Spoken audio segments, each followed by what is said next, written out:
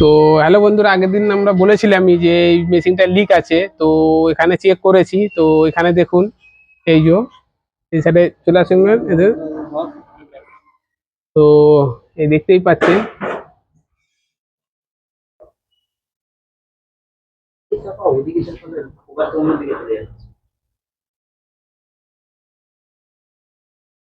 এই কোয়ার্টারের service ভালভের dead নাটের ওখান থেকে লিক আছে। তো আমরা এটা দেখে নিচ্ছি, আরো পুরো মেশিনের আরো জয়েন্ট আছে, ওই জায়গাও দেখে নেব। এদিকে সব জায়গায় ভালো করে চেক করে নিচ্ছি, যে প্রেসার দিচ্ছি। তো অল্প প্রেসারেই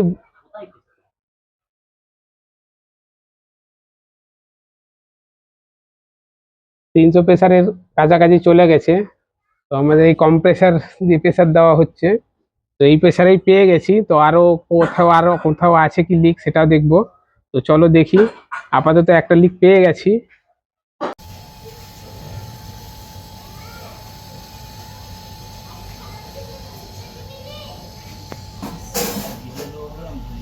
তো এই দেখুন, আমাদের এখানে ট্যাফলন দিয়ে টাইট দিয়ে দিয়েছি, কেন ভাল্ব বার করা খরচা বেশি হয়ে যাবে।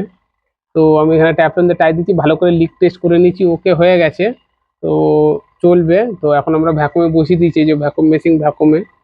তো আমরা প্রথমে কম্প্রেসার দিয়ে প্রেসার দিয়ে লিক টেস্ট করে নিয়েছি। লিক টেস্ট করার পর এখানে লিক পেয়েছি।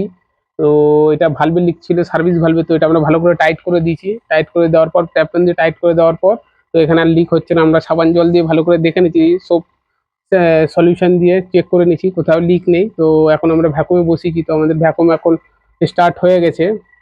তো আমরা বেশি না, ওই আধা ঘন্টা বা 45 মিনিটের মতো ভ্যাকুম করব। তা আমাদের কাজ শেষ হয়ে যাবে। তারপর গ্যাস চার্জ করব। হয়ে গেছে। তো এটা 32 গ্যাস ছিল। তো দেখুন, তো এখানে রিটার্নও প্রপার চলে এসছে, সুইটিং চলে এসছে। ভালোই, যতটা পরিমাণের গ্যাস থেকে ততটাই দিয়েছি, ততটাই দিয়ে দিয়েছি। এখন আমাদের কাজ শেষ হয়ে গেছে। একটু পরে এখান থেকে পাইপ থেকে জল বাড়া শুরু হয়ে যাবে। চেক করে নেবো। চলো।